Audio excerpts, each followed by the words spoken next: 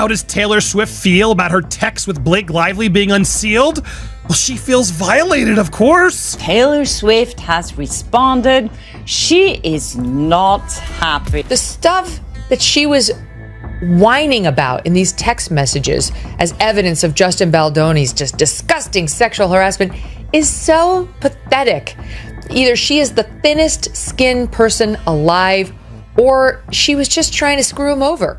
Private messages have now come to light, and they've completely shifted the narrative around Blake Lively. According to the unsealed texts, Taylor Swift realized her words had been used, leaked, and turned into leverage without her consent.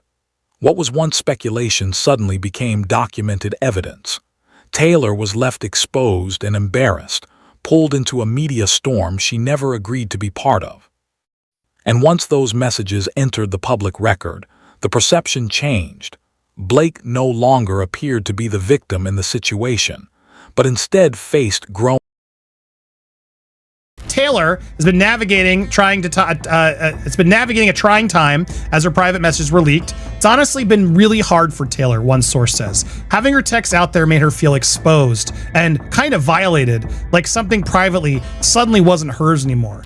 The moment those texts were unsealed, everything shifted, not gradually, not over time, but all at once. For the first time, people weren't speculating about how Taylor felt. They could read it themselves, the dates, the tone, the emotional distance laid out in black and white. And that's where Blake's narrative. Taylor's circle is very tight. She values her personal space, and when things get messy, she shuts down fast. Changing her number was the cleanest way to do that. This was a full reset. She's in charge of who can reach out to her and when, and that's how she keeps her sanity in Hollywood. And honestly, Taylor didn't lash out. She didn't release a public statement or run to the press.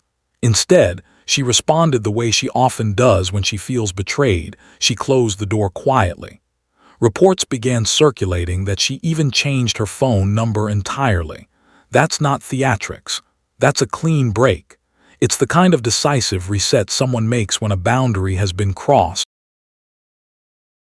I see both sides of it. It sucks when your personal information, your personal conversations get aired out, but at the same time, this is a court case and this is where we're at. And she's allowed to feel how she feels, and people are allowed to have issues with it because of what they've read. The messages make it clear why everything shifted. Taylor realized her private words had become public evidence, and she felt deeply violated. That word matters. These weren't statements drafted for legal filings or dissected by the media. They were personal, friend-to-friend conversations. Yet they ended up exposed anyway, and that alone can fracture a relationship beyond repair. But the texts suggested something more. They showed Taylor gradually recognizing that she may have been used, her name, her influence, her silence, even her work. In private, she was positioned as leverage, and then surprise was expressed once that leverage became public. It's difficult to claim innocence when the written record appears to show calculated movement. And at the same time, Us Weekly reports that Taylor Swift is having a hard time shaking off her private text with Blake being made public, and now officially a part of the controversial legal battle. Once Taylor Swift recognized what was happening, she appeared to distance herself entirely. From that point on, the situation no longer looked like a creative disagreement. It looked, at least from her perspective, like a breach of trust. And that distinction is critical. Creative conflicts can be resolved. Broken trust is far harder to repair. Observers also noted that Swift subtly reshaped the public understanding of her role. Without issuing direct accusations, she seemed to signal that she viewed herself as collateral damage rather than an active participant. That shift mattered. Much of Blake Lively's perceived defense rested on her association with Swift. Once that visible proximity faded, Lively appeared to be standing on her own as scrutiny intensified. At the same time, outside pressures reportedly mounted, including a petition circulating online with thousands of signatures calling for Lively to step down as producer. Audience feedback discussions comparing cuts of the film, including one associated with Justin Baldoni, and an approaching May court date that kept the controversy in headlines. As more reported details surfaced, public opinion seemed to shift, with some critics arguing the situation looked increasingly strategic. This is bad for Taylor Swift. Taylor Swift's team has been saying that Blake Lively betrayed her, that she was an innocent bystander, that she just happened to walk into the penthouse where Blake was having a showdown with Justin Baldoni. Her side has always made it seem like she had nothing to do with all this circus, this three-ring circus. No dog in the around fight. the making of it. Some observers say the most striking part has been watching Blake Lively navigate the fallout without the gravitational pull of Taylor Swift beside her. It hasn't appeared to generate the rallying effect some may have expected. Many fans simply disengaged. The vocal defenses quieted. And when a strategy seems rooted in borrowed influence, silence can feel louder than outrage. This moment isn't necessarily about who prevails in court. It's about who lost control of the narrative. Swift absorbed the impact, closed ranks, and stepped away with her brand largely intact. Lively, meanwhile, seemed to lose the protective buffer that once surrounded her, standing more exposed as scrutiny intensified. If the intention behind releasing the texts was to appear justified, critics argue the outcome backfired. Instead of reinforcing alignment, the messages were interpreted by some as documenting Swift's realization, her retreat, and ultimately leaving Lively to manage the... She was just trying to screw him over, or she just decided that she wanted this movie to be hers, and in her effort to bully him out, really set him up with her power by going to actresses with less power than she had and so on, and trying to gin up a little campaign against him. Yes, her version made it to theaters, but critics argue the newly surfaced documents cast that outcome in a different light. What may have once looked like a straightforward win now appears, to some observers, to have involved behind-the-scenes influence rather than broad consensus. Once those messages became public, the victory felt less organic and more procedural, with the inner workings exposed for everyone to examine. Taylor Swift was no longer perceived as a distant or incidental figure in the situation. That's where many believe Blake Lively miscalculated. Swift's role, as reflected in the texts, seemed to shift from symbolic association to strategic relevance, especially once discussions reportedly touched on trailer placement and music licensing. The messages suggest Swift understood how her name carried weight and how that weight could function as leverage. To some, that reads less like passive emotional support and more like an awareness of influence and long-term positioning. That interpretation complicates any narrative that she was simply an uninformed bystander who drifted into controversy. My only issue here is, and I said it earlier, we don't know what Blake told Taylor. We don't. Fully, we don't. And I do worry Blake really talked poorly about Justin this whole time. And there is a part of me that can, like you said, both sides of this, Kim, I agree. There's a part of me that can, look, I refuse to completely vilify Taylor. I'm mad at her. I don't find this acceptable. Despite public denials, critics argue the messages suggest a notable level of familiarity with script revisions, scene disputes, and studio politics, details that don't typically come from casual involvement. Once those apparent contradictions entered the public sphere, the response strategy seemed to shift. By early 2025, observers noted a change in tone, with what looked like deliberate distancing and more controlled messaging. Reading the texts chronologically, some people believe they can see the relationship cooling in real time. From mid-2023 to late 2024, the language reportedly evolves. The easy familiarity gives way to phrasing that feels more formal and restrained. What once sounded like close friend banter begins to resemble careful, almost corporate communication. At one point, Taylor is said to have acknowledged that tonal shift directly, referencing how the style of communication had changed. Descriptions such as impersonal and calculated surfaced in discussions of the exchange. For many observers, that kind of language signals a breakdown in trust, a stark contrast from how close friends typically... think she's definitely upset by this. This is like her worst nightmare for this kind of private communication to come out. And that's the best karma that can face Miss Karma, right? The mastermind. She likes to control everything so tightly, and now it's all unraveled. And she has no doubt in her team sweating this and livid about it. Their noticeable absence from each other's public lives throughout 2024 only intensified speculation, and when the messages were later unsealed, many felt their suspicions were validated. What might once have been dismissed as light teasing, including the so-called tiny violin remark, was reinterpreted by some as a turning point, a subtle signal that tension had replaced warmth. After the texts became public, the dynamic appeared to shift. Rather than preserving the image of a close friendship, it seemed the priority became managing fallout. To observers, it looked less like protecting a bond and more.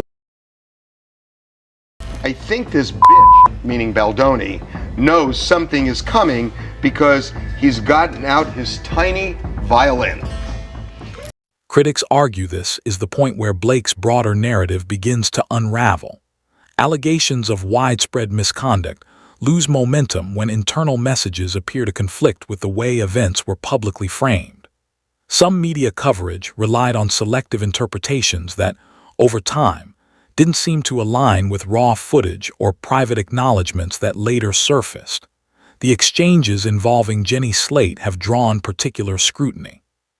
To some readers, the tone reads less like immediate, emotional reactions and more like retrospective framing.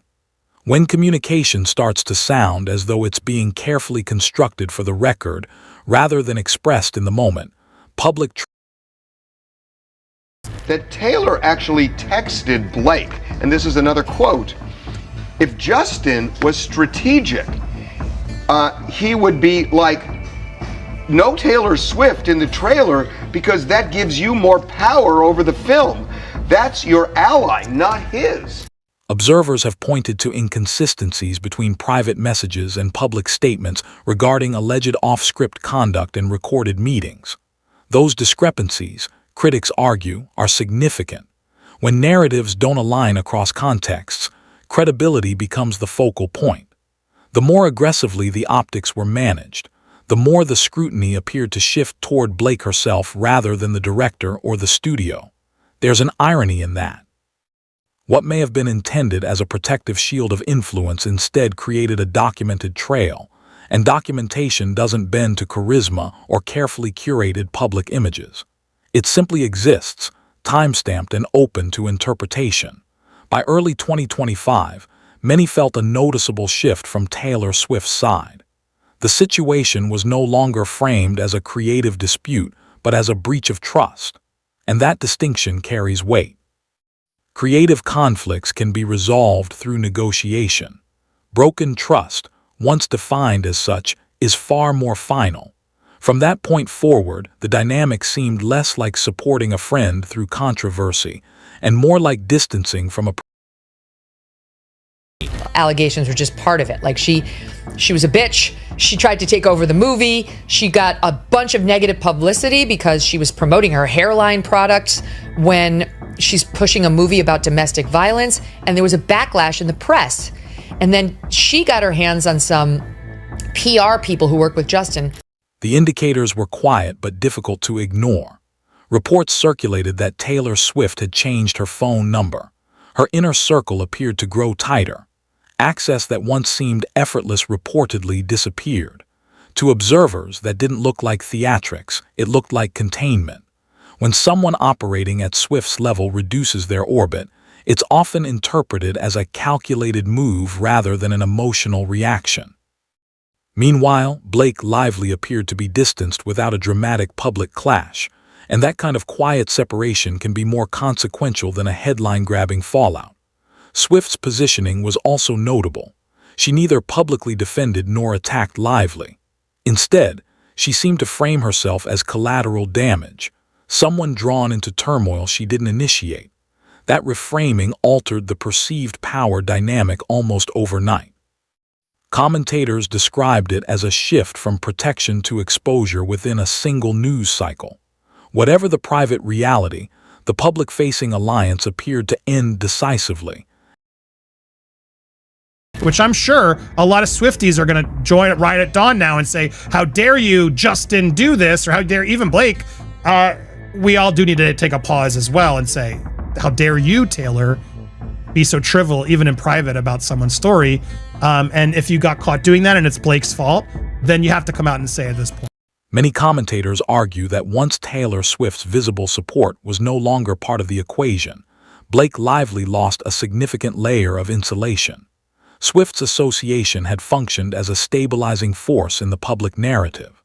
When that association faded, the framing around Lively seemed to grow more fragile, and attempts to steer the conversation appeared less effective. From that point forward, critics say the dynamic shifted from directing the story to responding to it. Online backlash also became more quantifiable.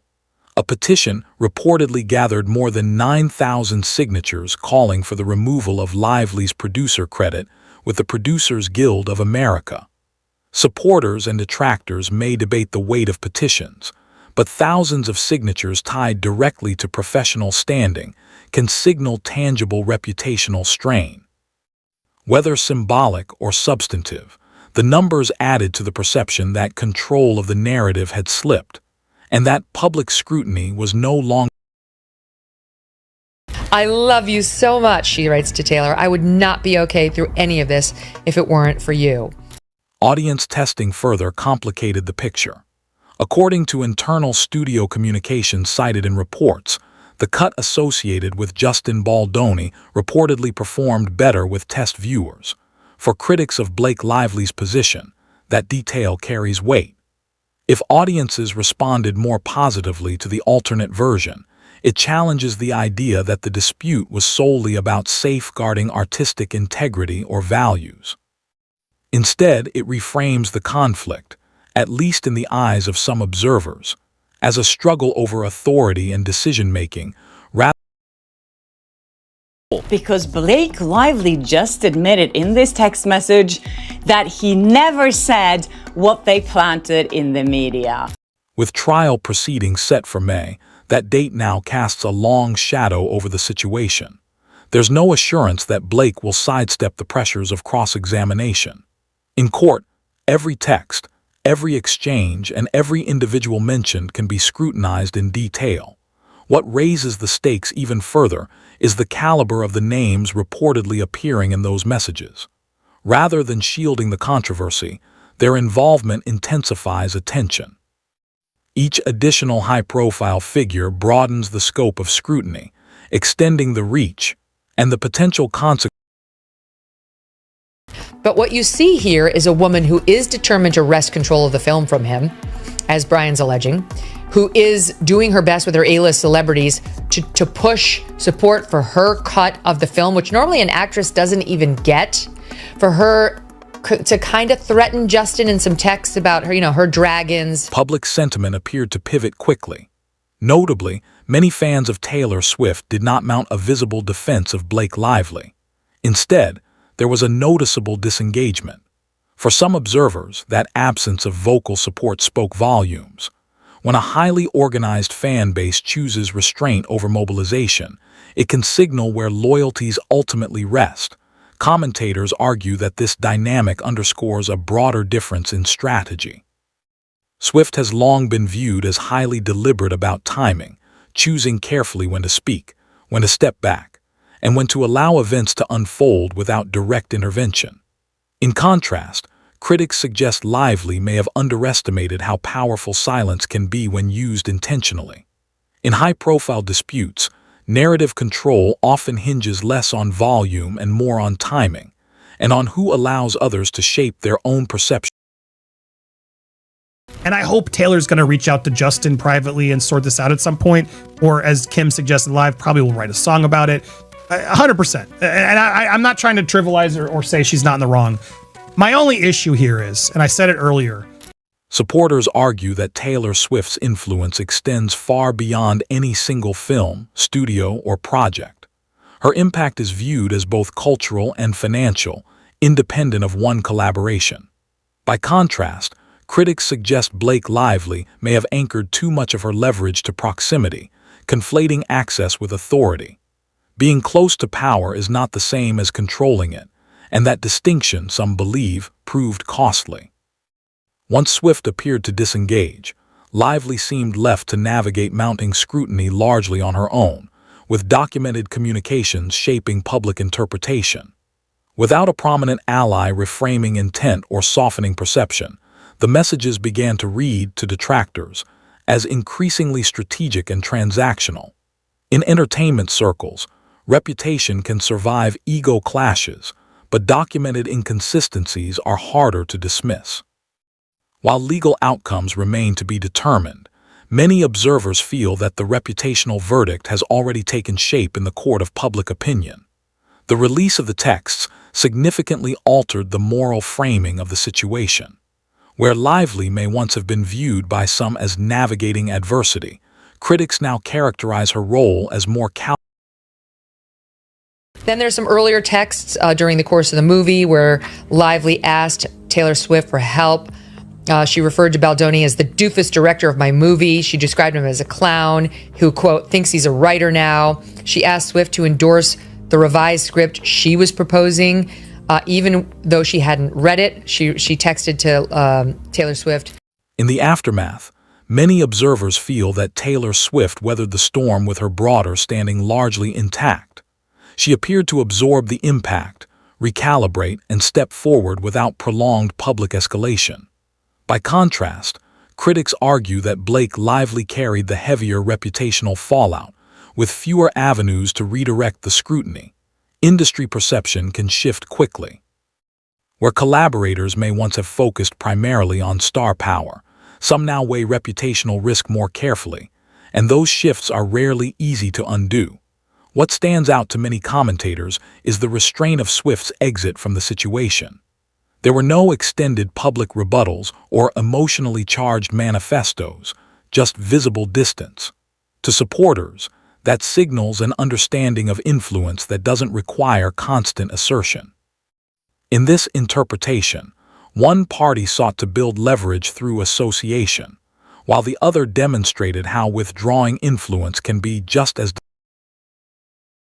I think this is trouble. Now, again, other reports coming in that she had to change her phone number after all the text drama. Taylor needed to set boundaries and protect her peace. She's very private and doesn't take kindly to people overstepping. This wasn't petty or dramatic. It was about reclaiming control over her life. She had to make sure her friends knew her new number so she could stay connected on her terms. Some critics argue that Blake misjudged where Hollywood tends to draw the line. Influence can be accepted, even expected, but perceived manipulation is far less tolerated. In their view, once the texts appeared to show coordinated efforts behind the scenes, what might have been framed as persuasion began to look, to detractors, more like pressure. That distinction can shift how collaborators assess professional risk. In an industry where reputation is currency, risk aversion runs deep. The reported 9,000 signature petition calling for the removal of her producer mark with the Producers Guild of America gained attention precisely because it reflected public sentiment rather than internal studio maneuvering. When credibility questions reach audiences, not just executives, decision-makers tend to pay attention. Producer designations are closely tied to trust, and once that trust is publicly questioned, rebuilding it can be difficult. With a May trial date approaching, scrutiny only intensifies. Pre-trial filings can generate headlines, and exhibits can quickly circulate beyond the courtroom. Legal proceedings prioritize documentation and sworn testimony over personality. In that environment, timestamps and written records carry significant weight, and that's why, according to observers, the circle of exposure. But it says here that Taylor has been navigating a trying time after her private text messages with Blake Lively were released amid the actress' ongoing legal battle. It's honestly been really hard for Taylor. Supporters of Taylor Swift describe her silence during this stretch as deliberate. Rather than engaging publicly, she has allowed the measurable elements, documents, timelines, and public reaction to speak for themselves. Meanwhile, critics argue that Blake Lively has had to shoulder the burden of explanation, creating an imbalance in perception. Much of Lively's remaining defense, observers say, depends on reframing intent. But intent becomes harder to defend when patterns are alleged to emerge. A single message can be contextualized. A series of coordinated exchanges can be interpreted as strategy. And once actions are viewed through that lens, claims of simple misunderstanding lose traction for some audiences. The broader industry also tends to watch how high-profile disputes conclude. In this case, commentators point to the contrast. Swift appeared to withdraw with minimal public friction, while Lively's exit from the alliance has seemed more turbulent. That divergence in optics may have lasting effects beyond any legal outcome in May. For many observers, the sense of finality comes not from rhetoric but from documentation. When narratives are anchored to written records and timelines, they become harder to outrun, and the reputational impact can linger well beyond the